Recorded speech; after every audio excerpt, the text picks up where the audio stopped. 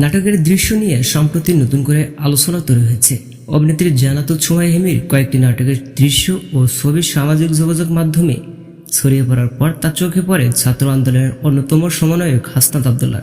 বিষয়টি নিয়ে নিজে স্পষ্ট মতামত প্রকাশ করেছেন। হাসনাত আবদুল্লাহর মতে, নাটকের নির্দিষ্ট কিছু অংশ দৃশ্য সামাজিক যোগাযোগ মাধ্যমে যেভাবে প্রচার করা হচ্ছে তা সাধারণ দর্শকদের বিভ্রান্ত করেছেন। তিনি উল্লেখ করেন, বিনোদনের মাধ্যমে বার্তা দেওয়া ইতিবাচক হলেও কিছু আপত্তিকর দৃশ্য সমাজের উপর নেতিবাচক প্রভাব ফেলে। বিষয়টি নিয়ে কড়া সতর্কবার্তা দিয়ে বলেন, নাটকের গল্প যাই হোক না কেন, নির্মাতাদের সামাজিক দায়িত্বশীলতার পরিচয় দেওয়া উচিত। বিনোদনের নামে যাতে ভবিষ্যতে এমন কোনো ভুল না হয় এবং বিভ্রান্তকর দৃশ্য নির্মাণ থেকে সবাই বিরত থাকেন, সে বিষয়ে তিনি সবাইকে সচেতন করেন। নাটক ও বিনোদনের মাধ্যমে কাজ সমাজে সঠিক বার্তা দেওয়া, বিভ্রান্তি ছড়ানো নয়, এমনটাই মনে করেছেন সচেতন মহল। এ বিষয়ে আপনার মতামত কমেন্টে জানাতে ভুলবেন না। দেখা হতে পারে নেক্সট কোনো ভিডিওতে।